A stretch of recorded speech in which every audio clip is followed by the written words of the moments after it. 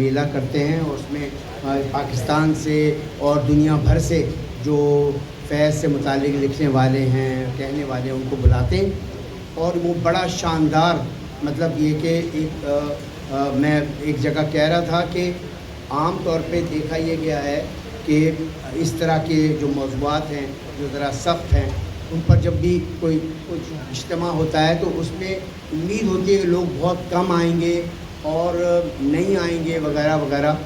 تو ہمیں شرف حاصل ہے میں کہہ سکتا ہوں اور یہ ظاہر فیض صاحب کی برکت ہے کہ گزشتہ جو ہے 9-10 سالوں سے ہم وہ کر رہے ہیں اور اس کے اندر جو ہے بہت بڑی تعداد میں لوگ حصہ لیتے ہیں. یعنی لندن میں عام طور پہ 20-25-30 آدمی کہیں آ جائیں تو اسے ایک بہت بڑا واقعہ کہتے ہیں. بہت کیا بات ہے, بہت لوگ آ گئے. تو ہمارے اجتماع میں بالکل پاکستان کی طرح 1000-1200 لوگ اور وہ سارے لوگ ٹکٹ خرید کے آتے ہیں. ٹکٹ خرید یعنی یہ ان کی ادب سے, اردو سے, پاکستانیت سے, پاکستانی ثقافت سے محبت کا اظہار ہے. بالکل تو میں یہ کہنا چاہتا ہوں کہ آپ کو یہاں خاص طور پر طلباء طالبات کو بتاتے ہوئے بڑی خوشی ہو رہی ہے کہ آپ کے یہاں اردو یونیورسٹی میں اس کے باہر بھی یعنی پوری دنیا میں جس طرح جرمنی سے بھی سیما آئی ہیں تو یہ وہاں پر بھی بہت کام ہو رہا ہے. بہت لوگ جو نہ صرف یہ کہ ان کا اردو سے تعلق ہے بلکہ پاکستانیت سے اور پاکستان سے ان کی محبت آپ کے مقابلے میں میرا یہ خیال ہے کہ کہیں زیادہ ہے. تو اس لیے ایک تو یہ بات دوسری بات ہے کہ ہم نے وہاں لنڈن اردو وائس کے نام سے ایک تنظیم قائم کی ہے، جو ہم اردو تلفظ کے لیے، اردو کی ترویج کے لیے وہاں نئے شعراء جو کچھ لکھ رہے ہیں، کتابیں آ رہی ہیں، اس پر ہم مختلف قسم کے اجتماعات کرتے ہیں، زوم میٹنگز کرتے ہیں. اور برطانیہ جو ہے وہ میرے خیال میں پاکستان کے بعد وہ اسٹیشن ہے جہاں اردو ادب کے لیے بہت کام ہو رہا ہے. اور مجھے یہ دیکھ کر خوشی ہے کہ ہمارے درمیان میں جو ہے اس وقت مطلب پاکستان انڈسٹری کے، جو آپ کے فلم اور ٹی وی انڈسٹری کے ایک نامور اداکار، جو کہ میرے خیال میں جن کا تلفظ بھی ماشاءاللہ بہت اچھا ہے، اور ایسا تلفظ ہونا چاہیے ہمارے میڈیا کے لوگوں کا بھی، کاش ایسا ہو جائے. راشد فاروقی صاحب یہاں موجود ہیں اور میں چاہوں گا ہم انہیں ویلکم کرتے ہیں. واہ، بہت ہی شاندار گھرانے سے ان کا تعلق ہے، بہت شاندار. میں ہندوستان اور برطانیہ میں لوگ ان کے عاشق ہیں، میں آپ کو سچ کہتا ہوں. خیر اینی وے، تو یہ ہمارا کام کنٹینیو ہے. میں صرف آپ کو یہ بتانے کے لیے یہاں پہ آیا ہوں کہ ہم چاہتے ہیں کہ آپ میں سے جو لوگ چاہیں، اگر ہم مختلف قسم کے پروگرام کرتے ہیں، اگر آپ میں سے جو لوگ چاہیں ویب سائٹ پر جائیں فیض کلچرل فاؤنڈیشن کی، اس میں ایز اے والنٹیئر اور اپنی کارکردگی اس میں شامل کریں، تاکہ اگر ہم آپ کی کوئی مدد کر سکیں اور آپ کے ساتھ کوئی تعاون کر سکیں تو اس کے لیے ہم ہمیشہ کوشش کرتے رہیں گے. ٹھیک ہے، thank you very much.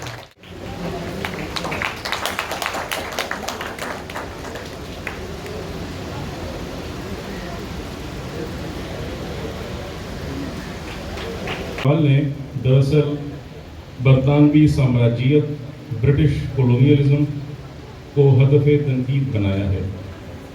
Iqbal کے نزدیک برطانوی استعمار اور سرمایہ دارانہ نظام نے برصغیر کا ہر نوع کا استحصال کیا ہے. اردو ادب کے ساتھ ساتھ مختلف محققین اور مورخین نے بھی مذکورہ استحصال کی کہانی بیان کی ہے.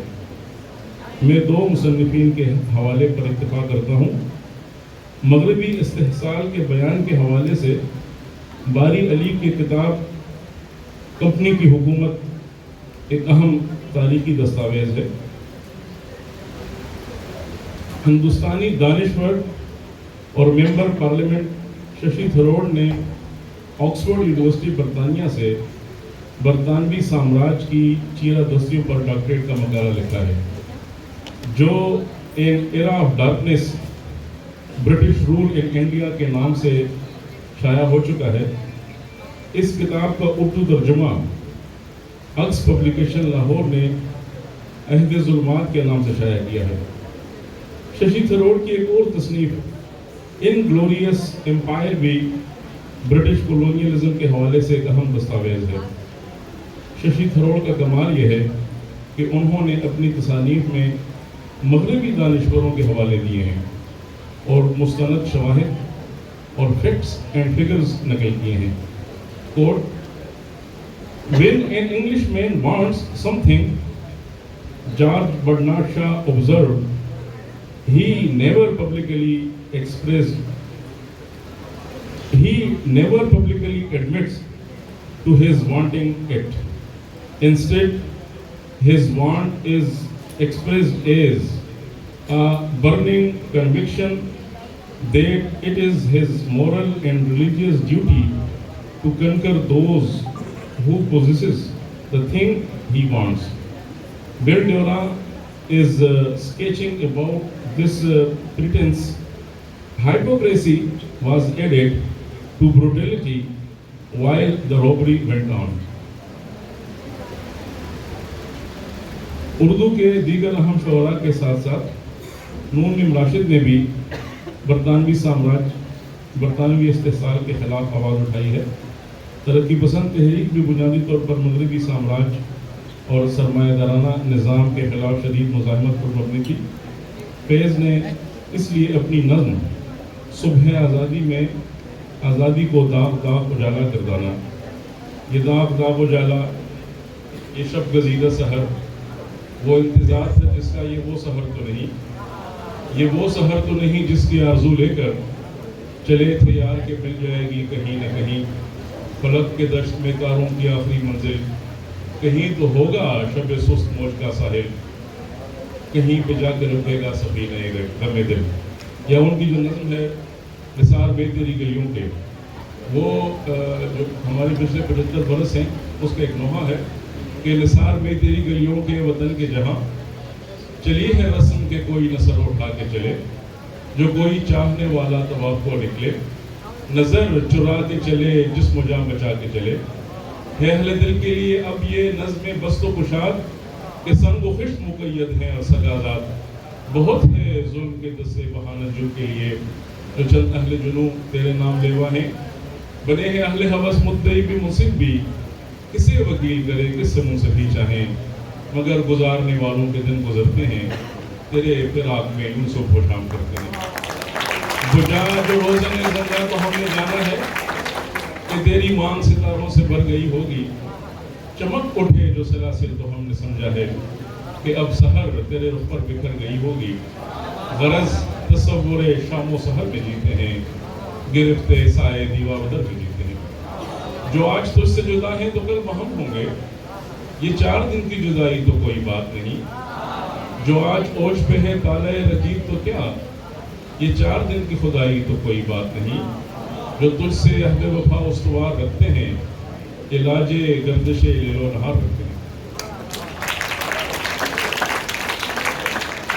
अलबत्ता नून निम राशिद के यहाँ बरतानवी इस्तेमाल के खिलाफ मुज़ाहिमत के कुछ मुनफरिद पहलू भी उजागर हुए हैं। मिसाल के तौर पर उनकी नज़्म इंतकाम उर्दू शायरी में गालिबन अनोखी नज़्म है।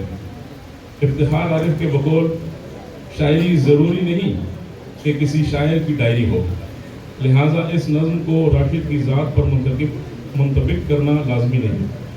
इस नज़्म में एक हिंदुस्तानी नौजवान निराले अंदाज में अरबाब वतन की बेबसी का इंतकाम ले रहा है। उसका चेहरा उसके खद्दो खाल याद आते नहीं, एक शबिस्तां याद है, उजली उजली ऊंची दीवारों पे अक्स इन फरंगी हाकिमों की यादगार, जिनकी तलवारों ने रखा था यहाँ संगे बुनियादे फरंग। मेरे होंठों ने लिया था रात भर जिससे अरबाबे वतन की बेहसी का इंतकाम। हाँ, बस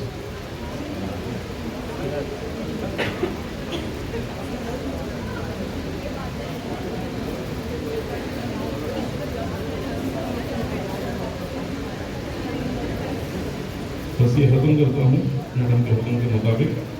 राशिद ने अपनी मुज़ाहिमत के दौरान इनफियाली तसव्वुर दीन व मजहब, यहाँ तक कि इनफियाली तसव्वुर खुदा की भी नफी की है। अपनी शोहरा आफाक नज़्म दरीचे के करीब में मगरिब की ग़ुलामी की एक वजह तो हिंदुस्तानियों की बेहसी को करार दिया है, तो दूसरी तरफ मुनफइल खुदा के तसव्वुर को और फिक्री तौर पर हुर्रियत से महरूम मुल्ला को भी हदफ तनकीद बनाया है। कराची में राशिद का जिक्र हो रहा है तो मुझे डॉक्टर जमील जालबी साहब याद आ रहे हैं, जिन्होंने राशिद की वफ़ात के बाद नया दौर का अमूमी राशिद शाया किया। इस खुसूसी नंबर में डॉक्टर जमील जालबी ने इसी नज़्म दरीचे के करीब का तनकीदी तज्ज़िया तहरीर दिया। खुद राशिद ने भी मकालात राशिद में जदीद शायरी के तारुफ और दिफा के तौर पर इसी नज़्म का हवाला दिया। नज़्म दरीचे के करीब की चंद लाइनें पेश करके इजाज़त चाहता हूँ। जाग ए शम्मे शबिस्तान विसाल, महफिल ख्वाब के स्पर्श तरफनाक से जाग, देख किस प्यार से अनवार सहर चूमते हैं मस्जिद शहर के मीनारों को, जिनकी रिफत से मुझे अपनी बरसों की तमन्ना का ख्याल आता है। इसी मीनार के साए तले कुछ याद भी है, अपने बेकार खुदा की मानंद एक अफलास का मारा हुआ मुलाए हज़ीम, 300 साल की ज़िल्लत का निशान, ऐसी ज़िल्लत की नहीं जिसका मदावा कोई। बहुत नवाज़िश।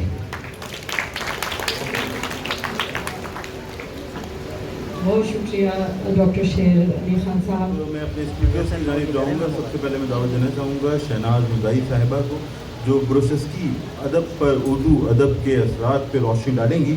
आप ब्रोसेस्की रिसर्च अकेडमी और ज़िंदगी ट्रस्ट से वाबस्ता हैं और दस्तुद्दीस से भी मुतालिक रही हैं। आप सबकी तालियों में मोहतरमा शहनाज मुदाई साहिबा।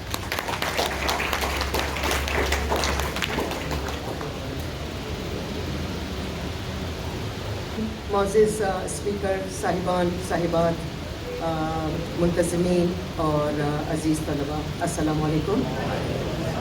میں بروشسکی اور اردو ادب کے لسانی اور ادبی اشتراک پر آپ کے سامنے چند کلمات کہوں گی، چونکہ مجھے اندازہ ہے کہ وقت محدود ہے ہر اسپیکر کے پاس۔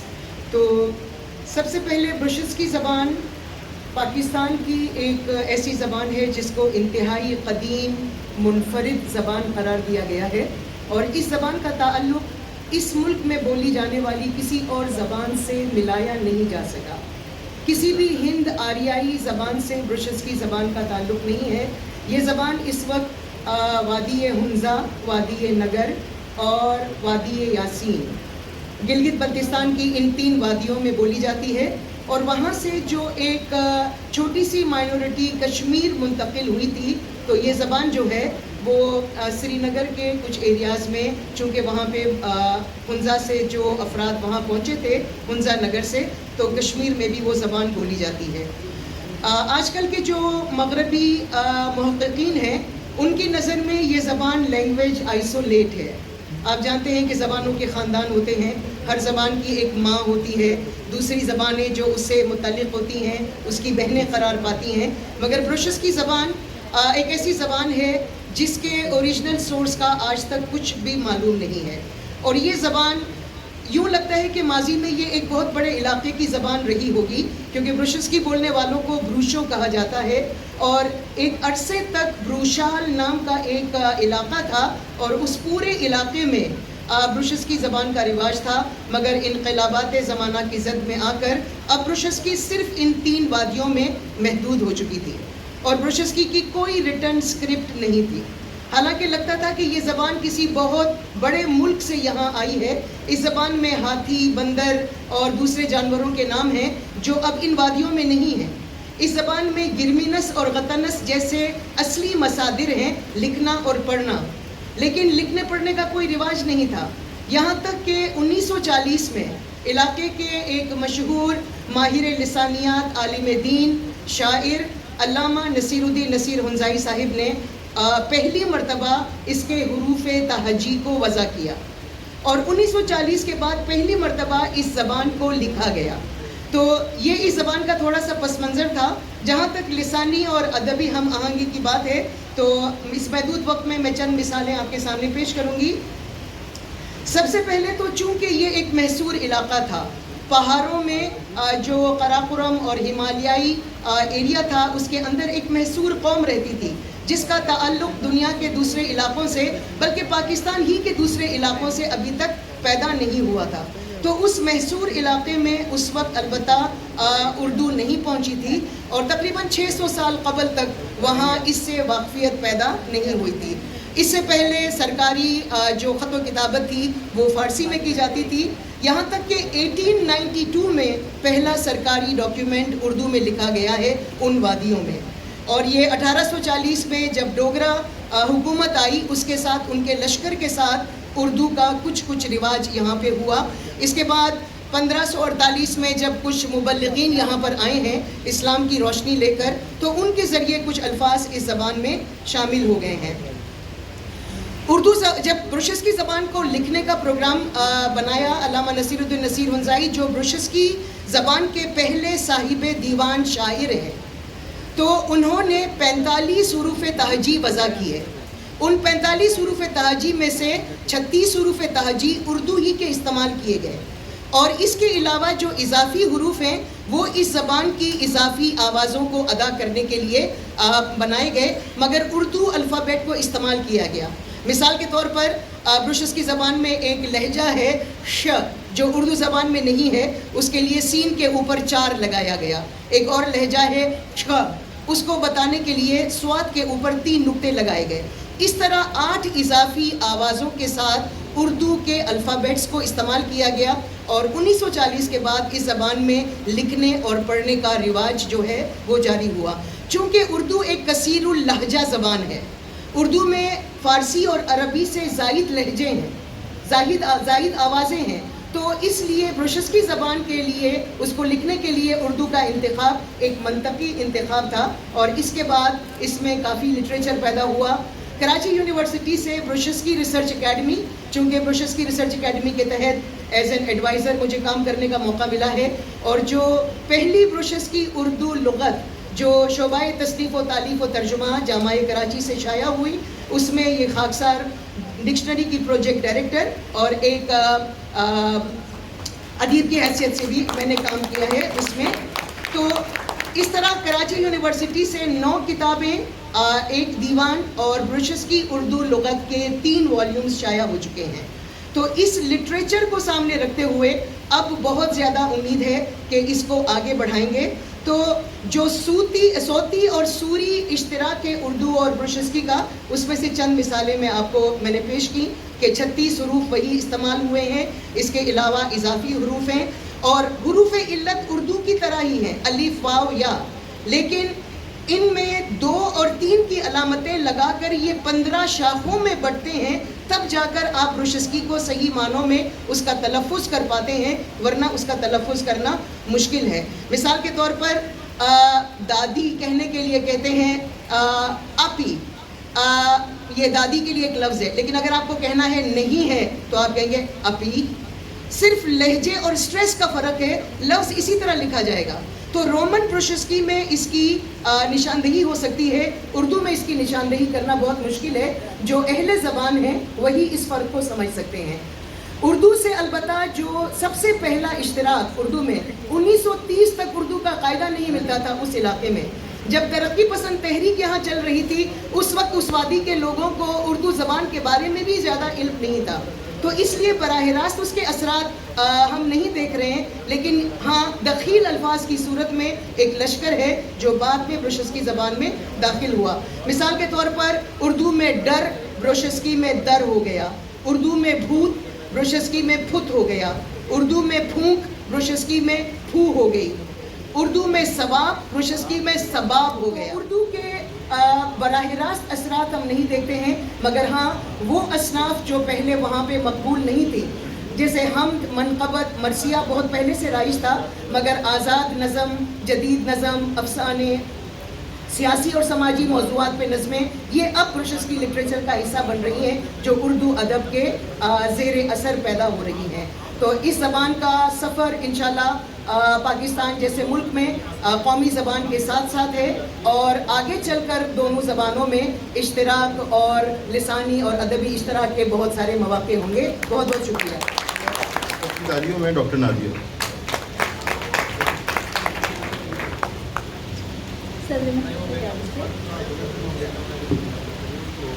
सफ़र इंसानी ज़िंदगी का अहम जुज़ है। हर सफ़र में इंसान कोई ना कोई सबक, कोई ना कोई तजुर्बा ज़रूर हासिल करता है। वक्त के साथ साथ ज़रूरत इस अमर की पेश आई कि इंसान अपने उन तजुर्बात को दीगर लोगों से भी शेयर करे, उन तक पहुँचाए, ताकि दूसरे लोग भी उनके उन तजुर्बात से इस्तेफ़ादा कर सकें।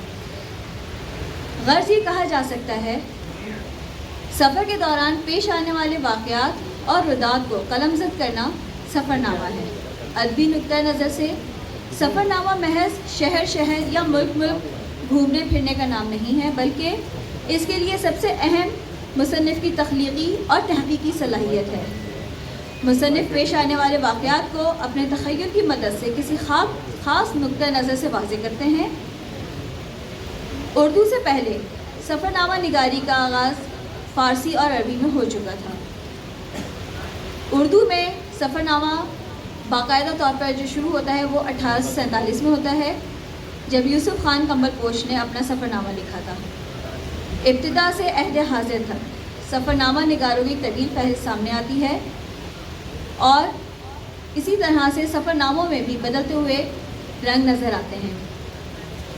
अल्लामा शिबली नौमानी और महमूद निज़ामी के सफ़रनामे भी उर्दू अदब में ख़ास मुकाम रखते हैं। ख़वातीन सफ़रनामा निगारों में सबसे अव्वल नाम बेगम अख्तर रियाज़ुद्दीन का है। हर मुसन्निफ़ अपनी तबा और जहानत के एतबार से अपने सफ़रनामों को इम्तियाज़ बख्शता है। यही वजह है कि वक्त के साथ साथ जैसे जैसे सफ़रनामे लिखे गए, उनमें तग़य्युर और तबद्दुल रूनुमा हुए। बाज़ लिखने वालों ने तारीख़ को मद्देनज़र रखते हुए सफ़रनामों के बुत तराशे, तो बाज़ ने जिद्दत से मुतासिर होकर कलम उठाया, और बाज़ सफ़रनामे तंज़ व मिज़ाह का रंग लिए हुए हैं। لیکن جو چیز سب سے اہم ہے وہ ہے انداز بیاں. یعنی سفر نامے کے لیے ضروری ہے کہ سفر نامہ سادہ اور رواں انداز میں لکھا گیا ہو تاکہ پڑھنے والا آسانی کے ساتھ مکمل مفہوم کا ادراک کر سکے. یوسف خان کمبل پوش کا سفر نامہ ایک آزاد سیاح کا سفر نامہ ہے جو دنیا کو اپنی نظر سے دیکھتا اور بیان کرتا ہے، جبکہ سر سید احمد خان اور جعفر تھنسیری جو ہیں ان کے سفر نامے اصلاحیت نوعیت کے ہیں، جس میں قوم کی اصلاح کے لیے اپنے تجربات کو بیان کیا گیا ہے. 1892 میں شبلی نے ترکی، مصر اور شام کا دورہ کیا اور سفر نامہ لکھا. اس سفر نامے میں وہاں کے علمی اداروں اور کتب خانوں کی تاریخی معلومات فراہم کی گئیں. 20ویں صدی میں سفر کرنے اور سفر نامہ لکھنے کی روایت میں مزید اضافہ ہوا. نازلی رفیع بیگم، خواجہ غلام ثقلین، منشی محبوب عالم، آغا محمد اشرف اور ترقی کرتا رہا. سفر آسان ہوتا گیا اور سفر نامہ نگاری کو فروغ حاصل ہوتا رہا. 20ویں صدی کے آخر تک سفر ناموں کی تکنیک میں بہت سی تبدیلیاں رونما ہو چکی تھیں اور اس جدت نے سفر ناموں کو مزید دلچسپ بنا دیا تھا. اس طرح اس دلچسپ طرز اسلوب نے نہ صرف سفر ناموں کی جاذبیت بڑھائی بلکہ 21ویں صدی کے سفر ناموں کے لیے راہ ہموار کی. آرٹسٹ ہیں اور وہ ان عناصر پہ روشنی ڈالیں گی جو ہمارے اردو ڈرامے پہ اثر انداز ہوئے، جنہوں نے اردو ڈرامے کو یہ شکل دی. 70 اور 80 کی دہائی کا وہ احاطہ کریں گے. آپ سب کی تعلیوں میں محترمہ کیف بدری صاحب. بہت شکریہ راشد، کیسے ہیں آپ؟ میں لکھ کے تو کچھ اور لے کر آئی تھی، لیکن اس کو اب مجھے کافی کلچرل ویلیوز، کلچرل نارمس پہ پڑتا ہے. اور ہمارا بھی جو آرٹ کا زمرہ ہے وہ تیزی سے فروغ پایا. اس میں آپ آرٹسٹ لے لیں، اس کے اندر آپ اداکار لے لیں، اس کے اندر پرفارمنس آرٹسٹ لے لیں، اس میں ہمارے سائنٹسٹ لے لیں. لیکن ایک بڑی امپورٹنٹ چیز جو یہاں پر اہمیت رکھتی ہے، جسے میں مینشن کرنا چاہوں گی، وہ ہے ہمارا 70 اور 80 کی دہائی کا پولیٹیکل سفر. وہ زمانہ ہے جس میں ہم روسی ہمارے جو اوپر انفلوئنس تھا وہ بہت زیادہ تھا. اور یہ صرف آج کے دور کا نہیں ہے. آپ اگر ٹیگور کا ٹائم لے لیں، آپ منٹو کا ٹائم لے لیں، یہ سب ادھر ہی کے لٹریچر کو پڑھ کر انہوں نے اپنی سٹوری ٹیلنگ کو اور اپنی کہانی بتانے کے طریقے کو ایک عملی جامہ پہنایا. خالی میڈیا تک میں نہیں اپنے آپ کو رکھوں گی قید. آرٹ جو ہے ایک بہت بڑا آسمان ہے جس کے نیچے بہت ساری شاخیں ہیں، بہت ساری ایسی شاخیں ہیں. میں شاخیں اس لیے کہہ رہی ہوں کیونکہ یہ ایک صرف ایک آسمان نہیں ہے، ایک آسمانی جانور ہے یہ کہہ لیتے ہیں، کیونکہ یہ جیتا جاگتا، سانس لیتا، بہت ساری مکالمات ہمارے جو ارد گرد کی انرجیز ہیں، پازیٹیو نیگیٹو، اس کو اپنے اندر سماتا ہے اور پھر ریئیکٹ کرتا ہے. وہ ریئیکشن جو ہوتا ہے وہ پھر ایک شکل بناتا ہے آپ لوگوں کی صورت میں. آپ لوگوں کو کیا نصاب پڑھایا جا رہا ہے، آپ اس کے ساتھ کس طریقے سے بات چیت کر رہے ہیں، گفتگو کر رہے ہیں، اس کی شکل کو کیسے بدل رہے ہیں، کیونکہ آپ سب ایک انفرادی شخصیات ہیں اور سوچ رکھتی ہیں. اور اس سوچ کو ایک اس میں انرجی ہوتی ہے جو کہ بدلاؤ کا عمل لے کر آ سکتی ہے کسی بھی معاشرے کے اندر، کسی بھی شہر، کسی بھی کنٹری کے اندر.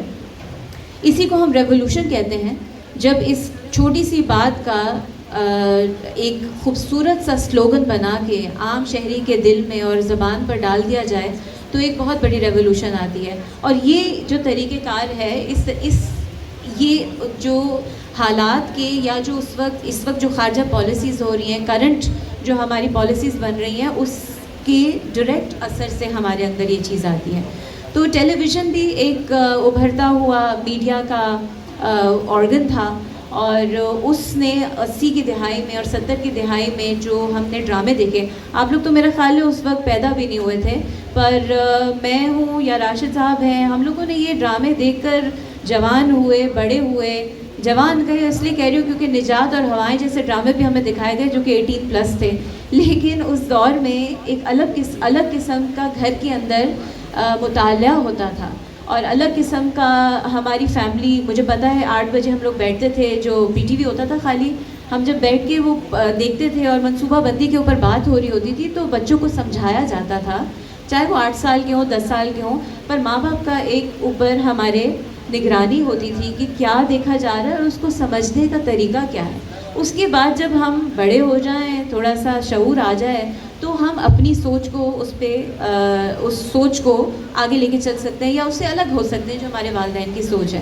بہرحال یہ جو کہانیاں تھیں جس میں حسینہ موئن کے ڈرامے آ جاتے ہیں، جس میں منٹو کی بہت سارے جو ڈرامائی تشکیل ریڈیو کے اوپر ہم سنتے تھے جو آوازوں کی صورت میں، اب آپ لوگ اس کو پوڈ کاسٹ کہتے ہیں، لیکن اس زمانے میں یہ ساؤنڈ آرٹ کے ساتھ ہمیں ریڈیو سنایا جاتا تھا. وہ کہانیاں بڑی خوبصورت ہوتی تھی اور ان کا ڈائریکٹ اثر آپ کو ملتا ہے گورکی سے، چیکوف سے اور ٹولسٹوئے سے. تو اور وہ کیا باتیں کرتے تھے؟ وہ باتیں کرتے تھے سوشل ڈسپیرٹی کی، وہ باتیں کرتے تھے جینٹریفیکیشن کی، جو ہمیں نظر آیا کوانٹم فزکس کی، جو ہمیں نظر آیا منچلے کا سودا میں. کوانٹم فزکس کے اوپر اتنی طویل گفتگو. آئی ونڈر آپ لوگوں کو پتہ ہے کوانٹم فزکس کیا ہے؟ آئی ہوپ یو گائز نو کہ کوانٹم انٹینگلمنٹ، کوانٹم فزکس کیا ہے. یہ ہم نے 70 کی دہائی میں طلعت حسین کے منہ سے یہ اسکرپٹ سنا اور وہ اس پوری کی پوری جو پالیسی تھی، ایکسچینج پروگرام تھا، اس کا ڈائریکٹ اثر تھا. اس طریقے سے میرا خیال ہے ہمارا جو نظام ہے ڈرامے کا اس نے شکل پائی اور وہ اب بدلتا جا رہا ہے، کیونکہ آج کی پالیسیز، آج کا جو ذہنی تھنک ٹینک ہے، جو ذہن چل رہا ہے، جو نصاب آپ کو پڑھایا جا رہا ہے، آج کا ڈرامہ ڈائریکٹ اس کا اثر ہے. تو آپ لوگوں کے اب ہاتھ میں ہے کہ آپ لوگ کس قسم کی سوچ کو سوشل میڈیا یا سوشل ڈفرینٹ نیٹورکس کے اوپر آگے لاتے ہیں، کیونکہ جو آپ کہیں گے جو آرٹسٹ ہے اس کے ایگزیکٹ ریئیکٹ کرے گا پیرلیلی. Thank you so much.